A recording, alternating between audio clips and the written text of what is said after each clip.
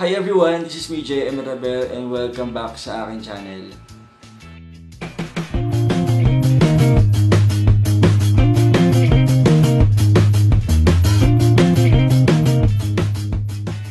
So for today's video, ituturo ko sa inyo step by step kung paano ko na-achieve itong gantong look. Marami na nagre-request kasi sa akin na gumawa ako ng simple everyday look. Hindi naman siya pang everyday talaga kasi medyo full pack yung ginawa ko. And itong look na to is pwede siya pag may gimmick ka, and kapag may mga events ka, and kapag hindi ka pa nakasubscribe dito sa aking YouTube channel, please mag-subscribe ka na. Hanggang ngayon nabubulol pa rin ako eh. But hindi naman importante kung mabulol ako kasi ang importante naman dito is makita nyo kung paano ko ginawa ang aking makeup. And it took me a lot of efforts and time whatsoever.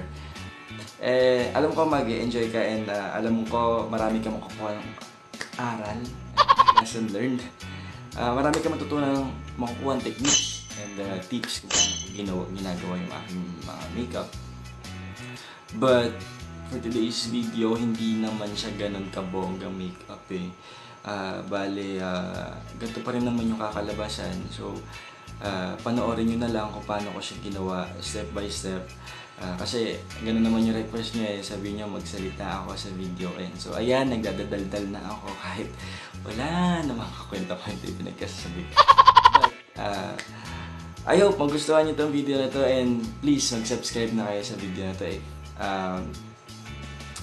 Isa ka sa mga gustong magkaroon ng fresh look, then fresh na look, panoorin mo itong video na to. Ayan, ito po ang mukha ko kapag wala akong makeup. So, nakikita nyo sa picture medyo makinis, but itong sa video, kitang-kita nyo yung mga pimples, marks ko dyan. Kung tatanungin nyo bakit ako nagkaroon ng ganito is because meron ako mga ininom na hindi ko na dapat ininom pa. Pero gagawa din ang paraan niya, syempre. Kaya nga gumawa ko ng video na to para i-share sa inyo kung paano ko ginagawa at tinatago yung mga chismis na yan. Hindi naman yung magtatagal dyan kasi sa ngayon, ginagamot ko naman na siya at saka may mga nilalagay akong product na I know makakapagpagaling ng mga breakouts ko. But for today's video, ituturo ko sa inyo kung paano takpan yung mga chismis na yan. So ngayon, mag-start na tayo. First thing na kailangan mong gawin is syempre iangat mo yung buhok mo kasi yan yung reason kung bakit minsan tinitigaw tayo sa nako eh. So para walang sagabal, ayan. Wala naman kayong headband, pwede naman kayo gumamit mo yung ganito, pwede nyo siyang ilagay dyan. Ayan. Para hindi, pag nag-makeup tayo mamaya, hindi na siya, hindi mga hair na sumasagabal, hindi siya epal. So ano bang kailangan natin? Siyempre kailangan natin ng bulak. So kailangan meron tayong maraming stock ng bulak. Kasi itong lalagyan ko is naubusan na ng laman. So mamaya lalagyan ko siya. And ang kailangan natin gawin is syempre kailangan natin linisin yung mukha natin. Kailangan natin ng toner or hindi, ang kailangan pala muna natin is cleanser. Kailangan mo natin i-cleanse yung face natin bago natin siya lagyan ng toner. So for my cleansing toner, I'll be using this Beauty Fix. Nabili ko siya sa Watsons. Yan, parang vlogger naman. Nabili ko siya sa Watsons for only, if I'm not mistaken, nasa 100 plus lang yata to. So ayan. Siyempre kailangan natin ayan, nalinis natin yung face natin and next naman natin gagawin is gumamit tayo ng toner. Yan. This is from Celetec. It is an Acne Solutions All Control Toner with aloe vera and chamomile extracts. Ayan siya. So maglagay tayo. Yan. Same process lang din na ginawa natin nung una. Ayan. So malamig. Parang hindi naman po masyadong malamig. Pero sakto lang. Mocha.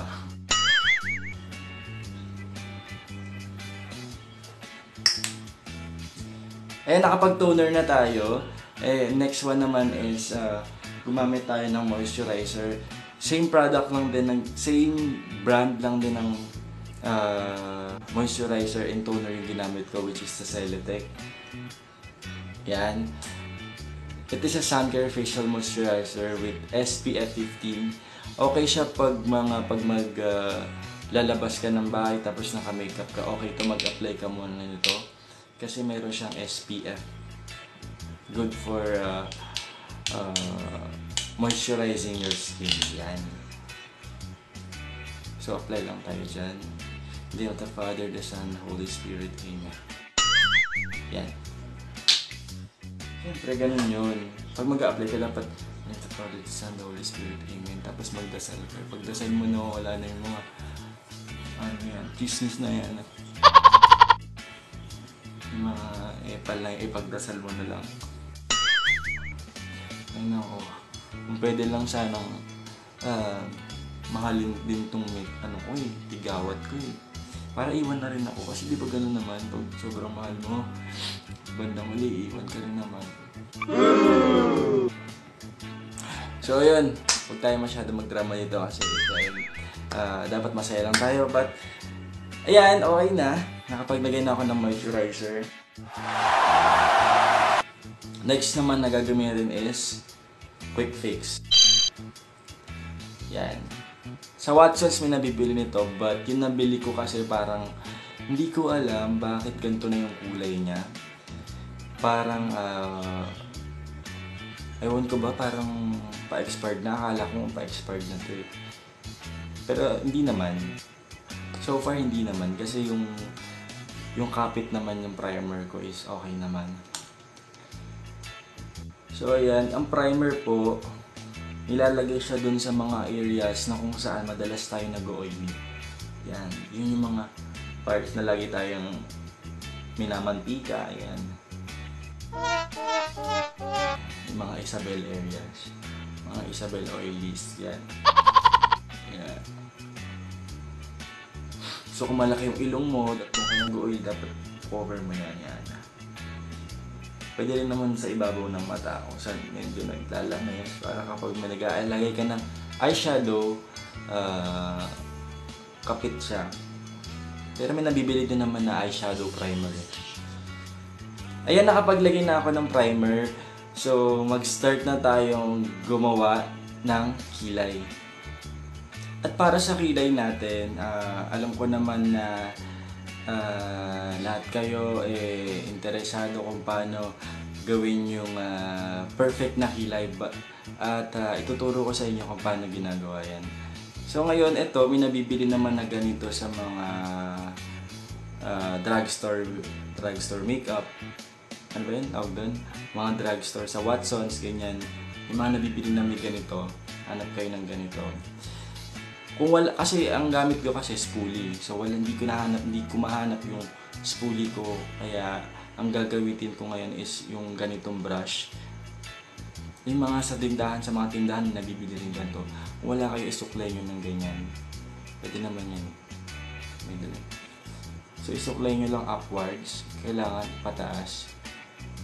Yan. Tapos sa mga beginners, kung gusto nyo pa-achieve yung perfect na kilay na natural, wag naman yung masyadong plakado, ang gawin nyo is ikuskus nyo to dito.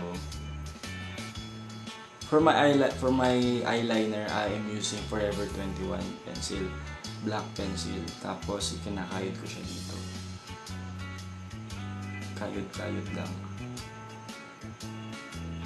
Mas comfortable ako gumamit ng ganitong brush na manipis ha, yung manipis ganito. Yan. Kesa dun sa brush na makapal. Kasi ito kaya ko siyang i-stroke dito. So ngayon, kita nyo ba to? Ito. Itong mata nyo dito. Kailangan dito kayo mag-start. Huwag dun sa pinakadulo. Hanapin nyo yan o ganito.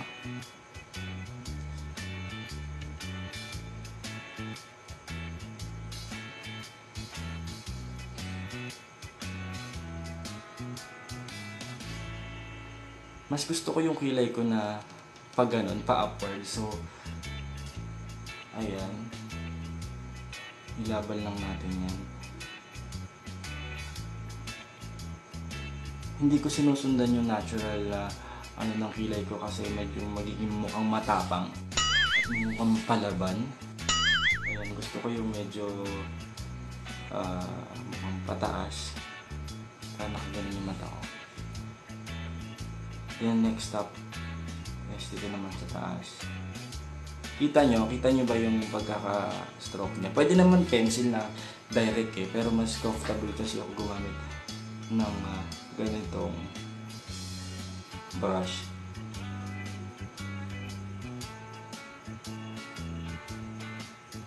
Tapos i-brush nyo lang siya sa gitna, sa center. Tapos dito sa kilay, dito, i-ganon nyo pataas. Okay? Suklayin nyo pataas.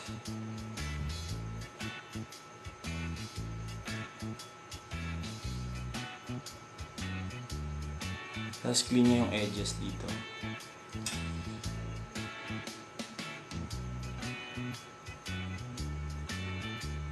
Kung di ka pa kontento, pwede mo naman siyang lagyan ng lapis pa yun. Pero make sure yung stroke ng pencil mo is yung pabuhok. Pag ganyan, yung strands ng hair, dapat sundan mo. Ayan. Sumikili na tayo. Medyo madumi nga lang ngayon. But, linisin natin yan ng concealer and foundation. Ayan. Ayan, nagawa ko na yung kabila kong kilay. At ngayon naman, linisin naman natin ang kilay natin using this Maybelline Fit Me na concealer and a brush. Make sure pag magaganito kayo is may gamit kayong brush. Pwede naman direct na ito na yung gamitin nyo. Pero I suggest gumamit kayo ng brush kasi yun talaga yung susi para mapaganda yung kilay nyo. Okay?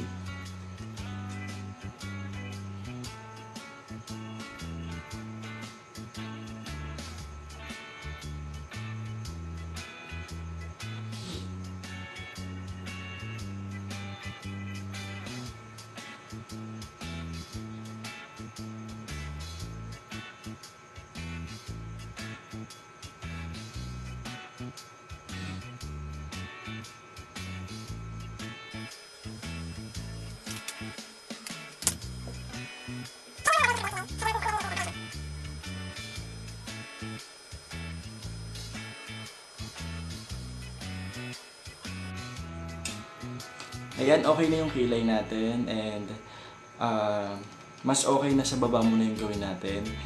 Then, after nyan, maglagay na tayo ng foundation. And, wait, mali pala. Maglagay ng foundation, make sure kung may mga ganto-ganto kayong dark spots or pimple marks and medyo malalim na eye bag, gumamit tayo ng corrector. Okay? And for my corrector, I'm using this Jazzy France Flash Color Palette. Pwede siyang gawing corrector, pwede din siyang gawing lipstick, foundation, and everything. Ayan, ilagay lang natin dun sa mga areas.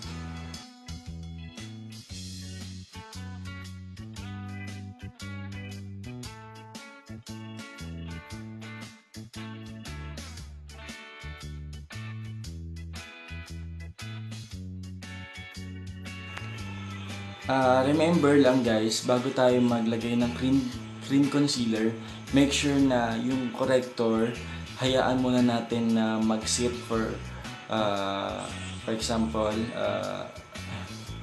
nahihirapan na ako guys.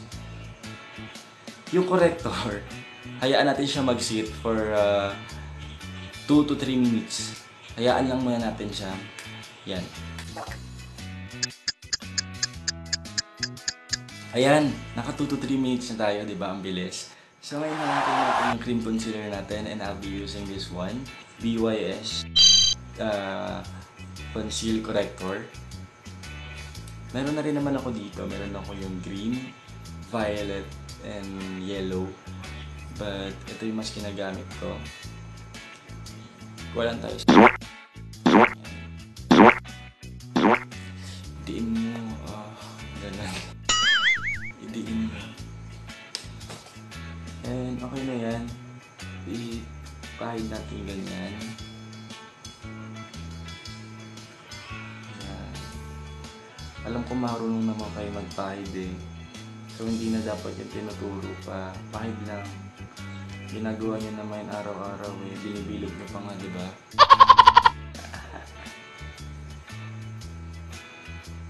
Kaya nakapaglagay na ako ng corrector at concealer cream sa aking face. Ngayon naman, tatakpan na natin ito ng cream foundation at liquid foundation ng Maybelline at the same time ng cream foundation ng Revlon. So, imimix ko siya and yun yung gagamitin ko pang cover ng aking buong face. Ayan po, hinahalo-halo ko na siya. Ayan, minimix ko siya. Ewan ko, mas okay sa akin na ganun yung ginagawa ko kasi for me, kung may mga dark spots ka, mas okay na gumamit ka ng cream foundation at haluan mo siya ng liquid foundation.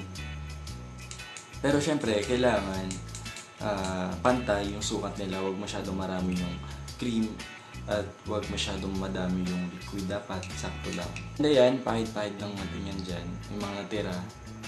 Kasi sayang eh, diba? And kuha kayo ng sponge. Make sure yung sponge nyo is medyo wet. O sige, basain nyo na lang. Ayun pa ng medyo eh.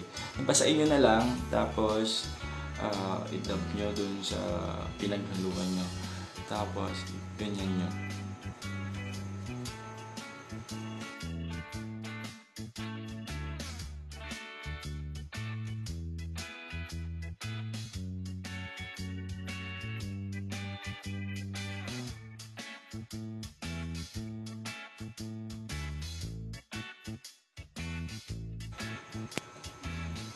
Ayan, na-blend ko na ang aking foundation sa aking face. And ngayon naman, maglalagay naman tayo ng concealer na ginamit natin dun sa ating kilay, which is yung Maybelline Fit Me. I suggest ito talaga yung the best na liquid concealer na nagamit ko so far. And apply lang natin siya dun sa under eye.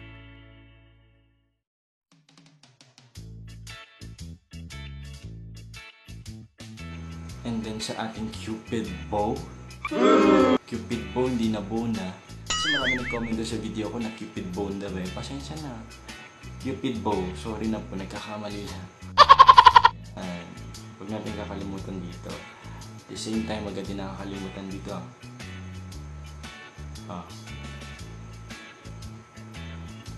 Ewan ko basta mahilig ako maglagay ng concealer dyan.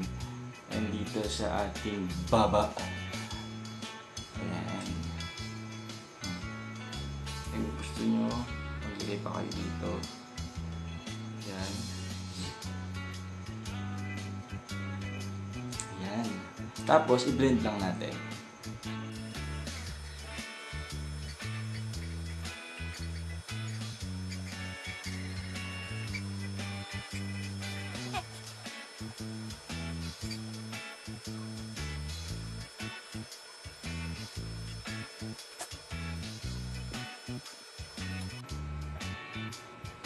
And ayan, na-blend na natin yung ating concealer sa ating eyes, sa under eyes, sa nose at saka sa chin.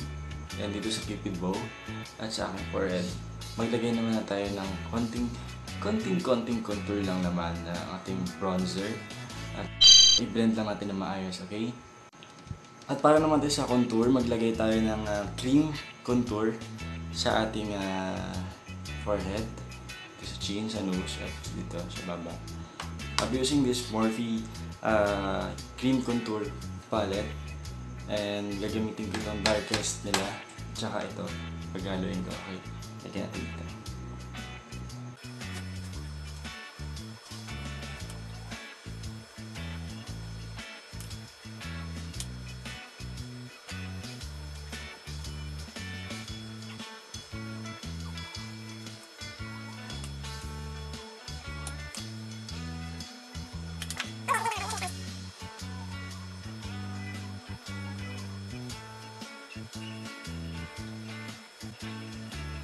After natin ma-blend ang ating cream na nilagay dito sa ating face, isa sa napapansin ko is nagkakaroon ng line-line dito sa baba after natin maglagay ng concealer.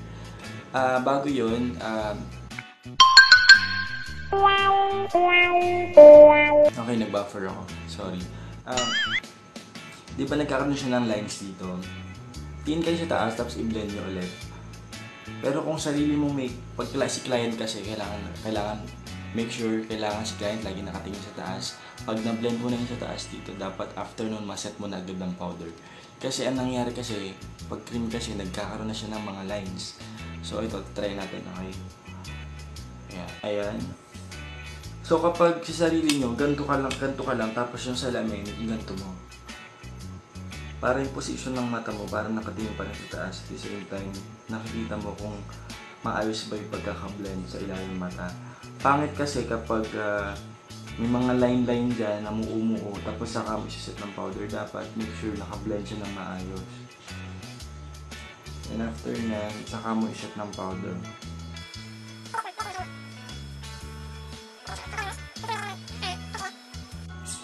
And sa aking eyes, maglalagay lang ako ng konting-konti lang na eyeshadow, which is the shade of warm brown. Yan, warm brown. Ilagay ko lang siya dito sa aking brow, ano ba ito? Brow bone. Para magkaroon naman siya ng illusion. Hindi naman siya patay yung mata ko.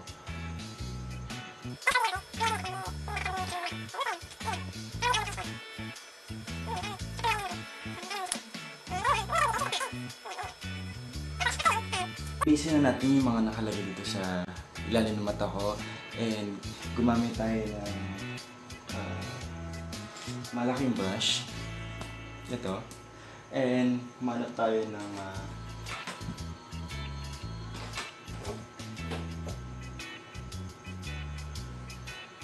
oil control powder. So for my control powder, I'll be using this Neutrogena.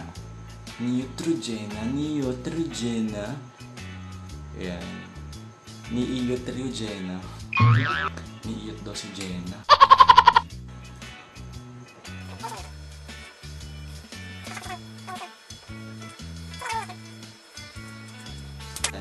And after nyan, kuha tayo ng panibagong brush at i-contour natin yung mga areas na nilagyan natin kanina. I-bronzer lang natin.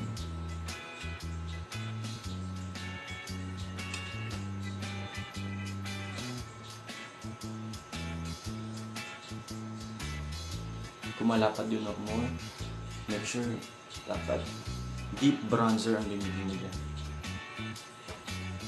Tapos pag sa lalaki, pag ganun lang. Dapat magaan na yung kamay na kay huwag pigatan.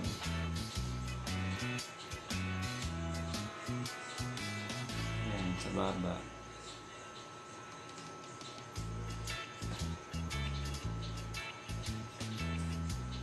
And sa nose. Pag mag-nose line ka, gaganto ka. Dito mo simulan. Dito mo simulan, oh.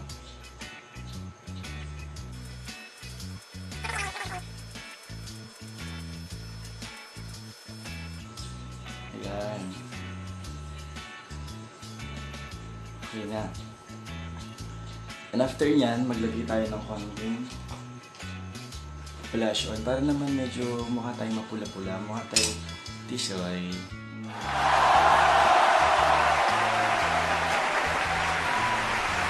Smile lang tayo yan. Smile. Yan. Lagyan mo yan ng blush on. Pero make sure konting-konti lang. Huwag naman yung masyadong mapula. Pangit yung sobrang mapula. Dapat yung kunyari kinikilig ka lang. Dapat kunyari nakita mo yung crush mo palang nag-blush ka lang. Tapos konting dito sa baba. Yan.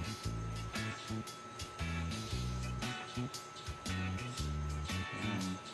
Kung gusto mo maging mukhang tipsy or medyo mukhang makainom, lagyan mo dito sa ibabaw, drunk blush na. Pero wag lip tint ang gamitin mo kasi naka-powder ka. Mas okay gumamit ng lip tint kapag BB cream lang yung ginamit mo at hindi ka pa nakapaglagay ng powder. Pero since nakapaglagay na tayo ng powder, powder na blush on na rin yung gagamitin natin.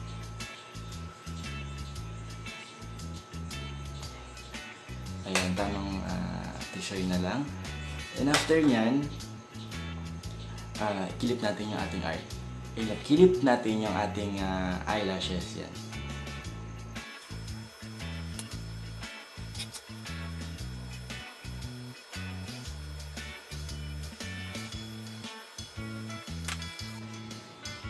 And for my eyelashes, I'll be using this mascara. Yan, big curl. Ayan.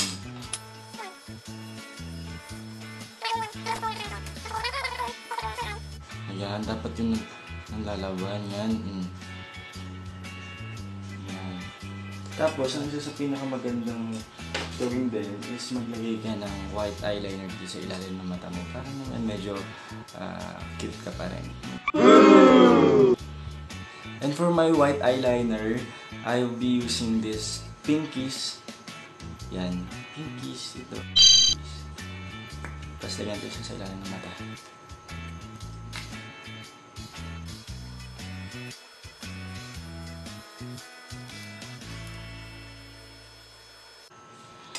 Ayan, okay na yung mata natin. Medyo mukha na akong anime. Pero yan yung isa sa pinakamagandang technique para mas mukhang malaki yung mata mo. Kasi, di ba, sabi nga nila, mata yung isa sa pinakamagandang tignan. Kumbaga, yung mata yung una makikita sa'yo eh. So, make sure pagandahin mo yung mata mo. And for my lower lash, ilalagyan ko siya ng mascara para mas mag-pop yung mata ko.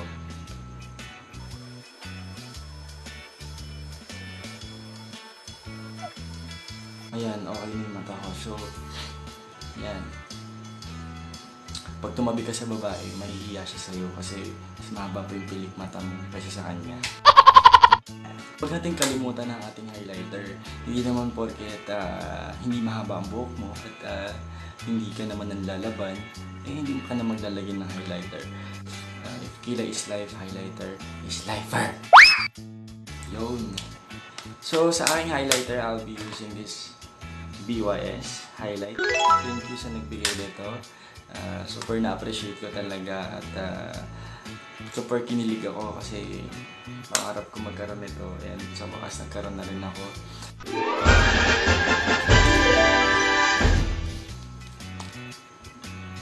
So ang ginagawa ko is ini-scratch ko siyang ganyan. Hindi ako gumagamit ng specific na shade basta gusto ko ginaganyan ko siya para damay-damay. Yan, tapos technique ko dapat makasmile ka.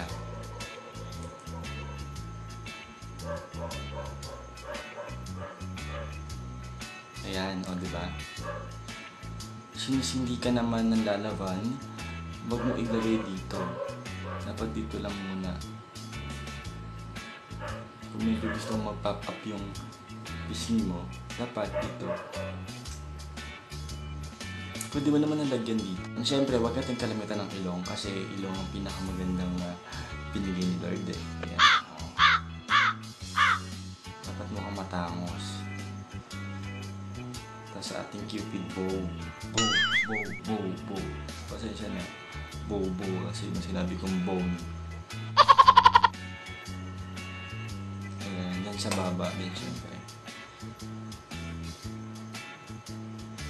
Gusto mo sa konting... Ay, nakapaglagay na tayo ng highlighter and next naman is yung ating lips. Maglagay na tayo ng lip tint. Sa lahat naman nagtatanong kung anong ginagamit kong lip tint, I am using all natural lip tint cheek and lip stain by Lemon Melon. So kapag gusto nyong bumili ng ganitong lip tint, visit nyo yung page ni Sir Melon, which is the Lemon Melon. Yan, nakikita nyo agad to. And super pigmented and maganda siya kasi kahit kumain ako, kahit mag-swimming ako, hindi siya natatanggal. Yan, so yan, maglagay na tayo.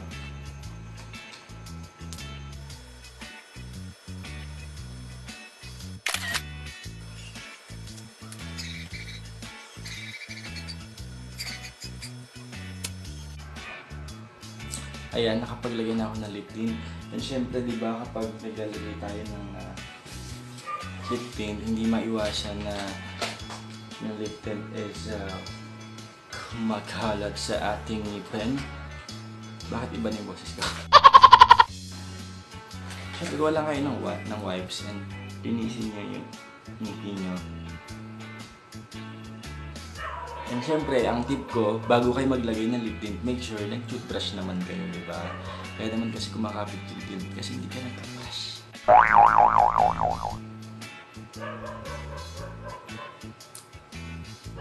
So, ayan. Ayan na ang ating itsura kapag naka-makeup. Naborado na yung aking mga pimples. And pabalik ako para ayusin na yung buhok ko and para ipakita sa inyo ang aking final look. This is my final look.